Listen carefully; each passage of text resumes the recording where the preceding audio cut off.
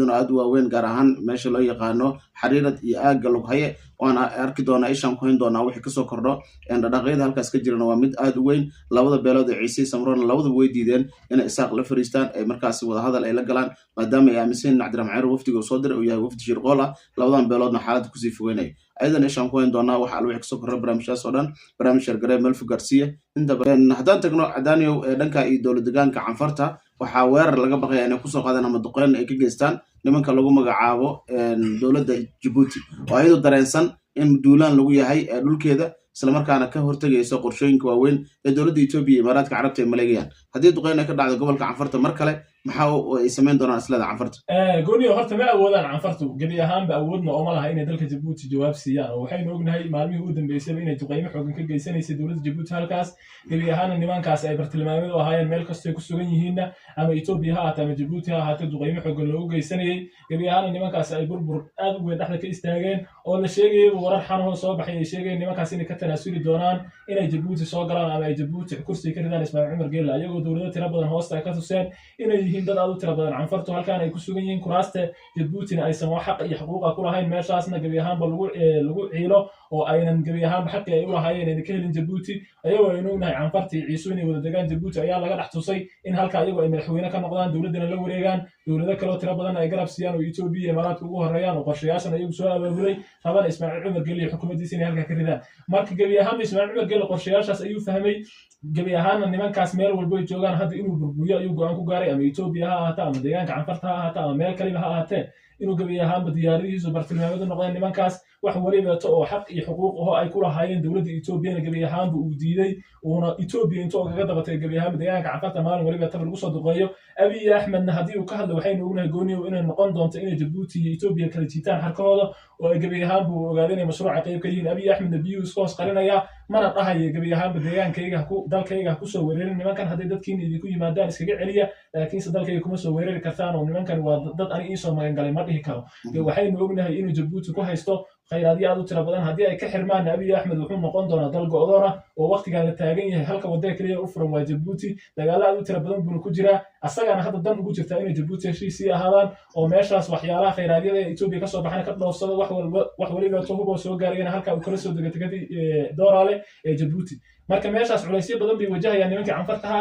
madaxweynaha dalka Djibouti wuxuu sheegay inuu gabi ahaanba ilaa uu tirtiro uu ka dayn doono culeysyada ayagana uu ogolaan doonin inay Djibouti soo weeraraan oo ayaga ay bartilmaameed u ahaan doonaan meel waliba oo lagu ogaado nimankaas ama inay ku sugan yihiin loo ogaadana diyaaradihiisu ay ku weerarayaan saacadihii u dambeysay waxaa la sheegay duqeymo xooggan in nimanka loo geystay gabi ahaanna la burburiyay xiriir ay ku lahaayeen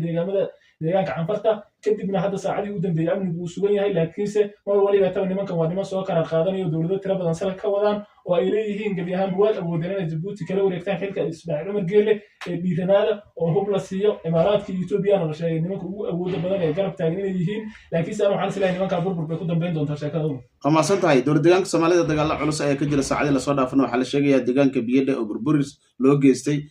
ciidamadii Ormadana wali waxay doonayaan Soomaalida hareerayaan kala wareegaan dhulkaasi burburinta maadaama ciidamada dalka Itoobiya makalaqyaaga ay geysteen haddana waxa uu culays ku jira cid ka hortagaysana ma jirto dadka shacabka ee deegaankana way yaaban yihiin maxay kula tahay dowladda deegaanka Soomaalida xiisada ka taag gooni aad iyo aad baad mahadsantahay meeshaas dhibaatada ka jirta ma aha dhibaato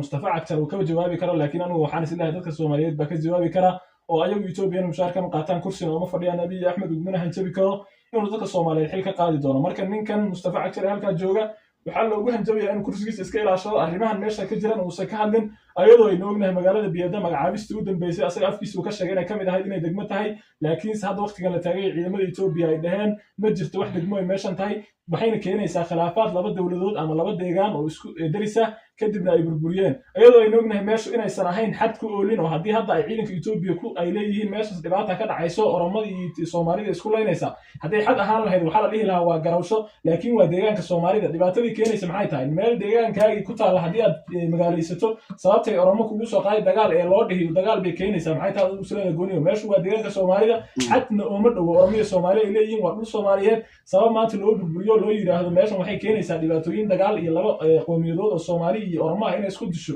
macquul ma noqonayso laakiin dadka Soomaaliyeed ba laga awood batay nimanka meeshaas joogana ma aha niman Soomaali fadhiya waa niman Oromo fadhiya ayagaana qayb ka qorshahan in dadka Soomaaliyeed la laayo cid waliba to ka hadashana xabsiga la geeyo saacadii u dambeysay waxaa la sheegay ciidamada Itoobiya inay dhahan gabi ahaan meeshan waa la magalay qof Soomaali ahna laguma arki karo cidii halka lagu arkana waxay noqon doontaa inay iyadu dagaalka abaabulayso dadka Soomaaliyeedna gabi ahaan dadka halka ku dhaqnaa waa laga soo guursiyay wixii meeshaas teedha laga dhisay loo diyaariyay in xalfada degmadnimada lagu qabto iyo dhagax dhigii wacagta sameeyay gabi ahaan waa la burburiyay ciidamada Itoobiya waxay dhahan meeshaas waa meel ay dawladdu la wareegtay amnigeeda wax saacadaha soo socdaan war ka soo saarayna kullayna anigu waxaan isleeyahay sidoodii ba dhigi doona waa deegaanka Oromiya oo dhulkan dhul Oromo ah iyadoo ay ognahay jiracsani diirdhaba magaalooyin aad u tiro badan oo jigjiga korkooda in gabi ahaan ba la qaatay oo Soomaali lahayd haddana saacadaha soo socda waxaa la sheegi doonaa in la qaadan doono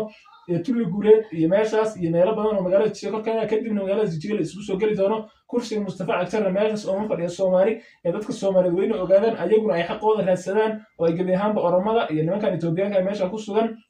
ay mudaharaadyo ku qaadaan ayna sheegaan in dhulkan dhul Soomaaliyeed yahay xaq iyo xuquuqna ayna ku lahayn Oromo waxay ugu dagaalanto ama ay u diiday in meesha la magaaleeyay aysan jirin dadka Soomaaliyeed baan awoodaan isla gooniyo inay arrinta ay soo dhiciyaan maasan tahay dalka Suudaan waxaa jirta dagaal u dhaxeeya kooxda markaasi RSF loo yaqaano iyo ciidamada dalka Suudaan waxaa la arkay diyaarado dulmar ee gobolka Kordofaan oo ciidamadaasi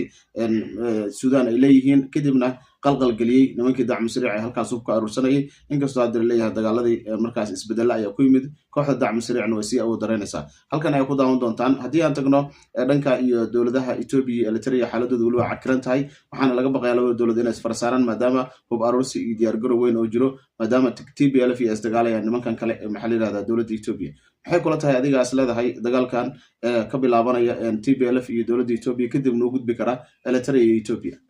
gooniyo dagaalkani dagaal ma aha horta ay soo abaabuleen nimanka TPLF kaliya Eritrea lug bay ku leedahay Abiy Ahmed shikigiisana waa shiki jira oo Abiy Ahmed saacadii u dambeeyay wuxuu ku eedeeyay in Eritrea dagaalkan qayb ka tahay ciidamada Eritrean ay ku jiraan aysan shikina kaga jirin meesha in Eritrea la ku leedahay ciidamada la diranayana aysan ahayn ciidamada Tigray oo sanadii u dambeysay Abiy Ahmed ay ogeyn inuu dagaal kula jiray una yaqaano hubka isticmaalaan iyo wax waliba to yihiin iyo zaanada haystaan nimankan hadda cuna qabateen busaare Abiy Ahmed wuxuu islahaa nimankan way soo tabar yareyn doonaan oo sanadii u dambeysay way kaynu ogeyn Abiy Ahmed inuu cudurro ku dhaxbeeray nimankaas uu dhibaatooyin xooggan u geystay 1 milyan iyo 200 oo kun uu ka dilay oo la sheegay inta dhimasho iyo macluul u dhimatay iyo hubka Ethiopia ay haleeleen iyo qumaca Ethiopia iyo diyaaradii duqeynay 2 milyan iyo 200 baa lagu qiyaasay tirakoobkii marka gooniyo hadda wuxuu islaa sidii oo kale haddana 2 milyan ka dili doontaa haddana saacadii u dambeeyay waxaa la sheegay ciidamada Ethiopia inuu jab u geysanayaan laakiin meeshaas aysan jirin xiriir laga wareegay nimanka TPLF-ta dagaalkooduna uu soo durkayo uu gabi ahaan ciidamada Ethiopia goobaha ku sugnaayeen laga wareegayo gabi ahaan culaysku ciidamada Ethiopia food saaray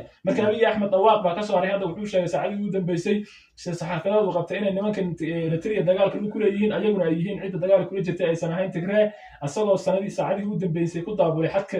Eritrea iyo Ethiopia ciidamada u tira badan marka waxaa laga cabsi qabaa dagaal inuu halka ka qarxo Eritrea ayadana dagaalka diyaar bay u tahay siyaasad foorkiina arrinta uu beenayay wuxuuna sheegay dagaalada ka socda Ethiopia iyagu lu kulahayn Abiy Ahmed hantaata uu joojiyo haddii uu rabo inuu soo weerarana ayagu uu soo weeraro asagoo geedaha isku soo marmarinin aan soo marmarsiyoonin ayagana ay dagaalka diyaar u yihiin haddii uu rabo tagada casab inuu qaatana inta gabar Eritrean nooshahay tagada casab macquul oo ma noqon doonto inuu Ethiopia lugta soo saaro wuxuuna sheegay inay meeshaas rag leeyihiin hadduu rag yahayna ha yimaado iyadoo naga qaato tagada casab marka xaaladda halka ka jirta aad bay u adag tahay laakiin anigu waxaan isleeyahay Abiy Ahmed hadal bay kaga soo hartay saacadaha soo socdana waxaa laga yaabaa dagaalkaas inuu qarxo gabi ahaan Ethiopia burbur ay dhexda ka istaagtay Abiy Ahmed iyo xulafadiisana halkaas laga kiciyo oo meeshaas jamhada la wareegaan Ethiopia oo sanadiheedii burburka ay qayb ka noqoto oo dadka Soomaaliyeed iyo Soomaalinimadii ay burburisay in ogeyn dawladii kacaankii inay gabi ahaanba qayb ka ahayd dawladihii burburiyay maxay ahayd nimankii ku soo dawladaha reer Yurub ku soo jeediyay indhahooda ay ogeyn kacaankii dawladaha reer Yurub inay burburiyeen asagoo ay dagaal wada galeen 77kii Ethiopia oo gabi ahaanba markii lagu la yiri ka laabo maxay ahayd dagaalkan aad ku jirto Ethiopia dagaal ku qaadin uu diiday madaxweynihii Soomaaliyeed in halka burbur loo geystay ciidamada Soomaaliyeed ku sugnaa dawladda Soomaaliyeed waqtiga fargelinta lagu bilaabay lagu burburiyay oo aynu ognahay ilaa iyo 30 sano u dambeysay dawladda Soomaaliyeed ee burbursanay nafsigii baa ku dhacay Ethiopia waxa islaa 30 sano iyo 40 sano dambe burbursanaan doonta Abiy Ahmed culaysyada Ethiopia dhex galiyay kuwa ka soo kaban doonta maahan islaa gooniyo ma san tahay gobolada Sal iyo Odol waxa ka jira dhaqay ciidan aad u waaweyn gaar ahaan meesha loo yaqaano xariirad iyo aagga lug haye waana arki doonaa ishaan ku hin doonaa wixii ka soo kordho dhaqayada halkaas ka jirana waa mid aad u weyn labada beelood ee Ciise Samroon labada way diideen in isaaq la fariistaan ay markaas wada hadal ay la galaan maadaama ay aaminsan Cabdiraxmaan Ceyr wafdiga soo diray oo yahay wafdi shirqool ah labadan beeloodna xaalad ku sii fogeynay aydan ishaan ku hin doonaa waxa alwix ka soo kordho barnaamijyaas oo dhan barnaamij shargareed meel fugaarsiya inta